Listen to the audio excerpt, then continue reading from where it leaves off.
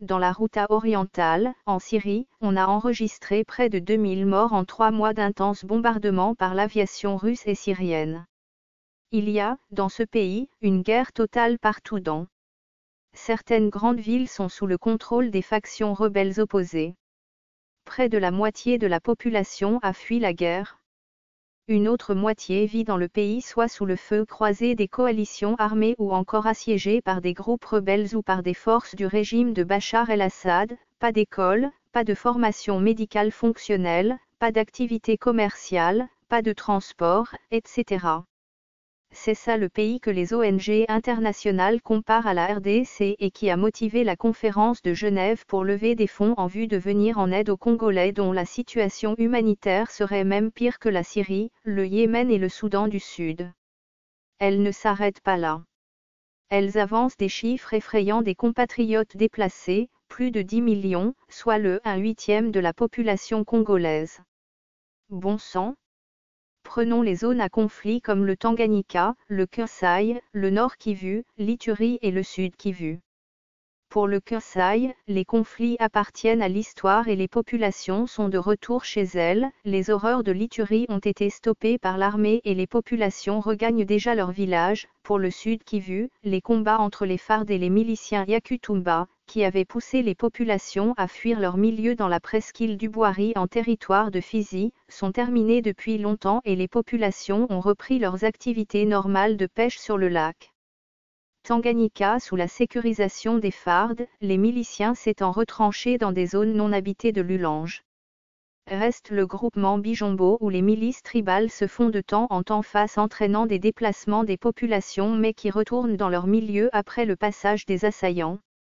Le Nord Kivu et le Tanganyika restent les épicentres de l'insécurité elle aussi circonscrite à des endroits bien précis, la région de Beni-Lubero avec les ADF de triste mémoire qui réussissent à contourner les FARD et à se livrer par petits groupes à des atrocités contre la population ainsi que les Maï-Maï qui s'affrontent souvent et affrontent parfois les FARD, la région de Rutshuru est plus gangrenée par des assassinats ciblés que par des déplacements massifs des populations comme à l'époque du CNDP et son cousin le M23, le Tanganyika est revenu sur la scène de l'insécurité avec des affrontements Pygmée-Luba.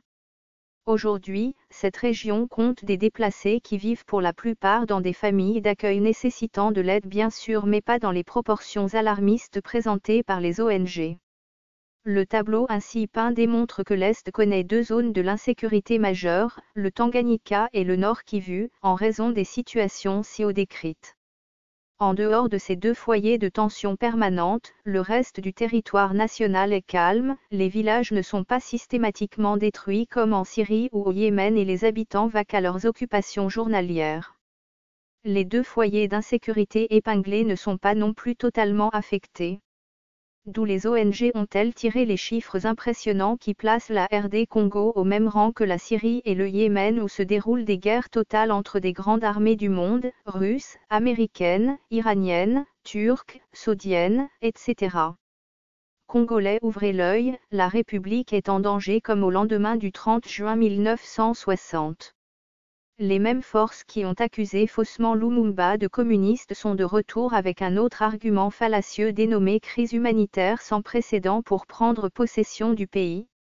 Des pays comme le Yémen et la Syrie n'ont plus de souveraineté, ils sont occupés, leur sort se règle par des résolutions du Conseil de sécurité de l'ONU et par la volonté des puissances occupantes.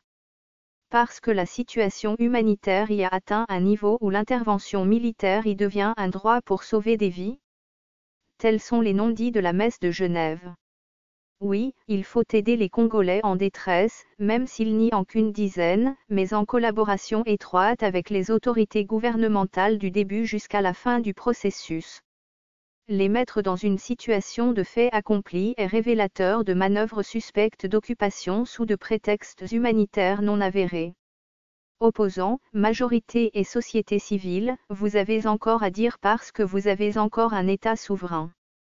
Quand cette souveraineté sera passée entre les mains de la communauté internationale, votre liberté d'expression sera limitée à vos besoins essentiels sans plus et entre-temps vous direz adieu à vos minerais, à votre bois précieux et à votre pétrole.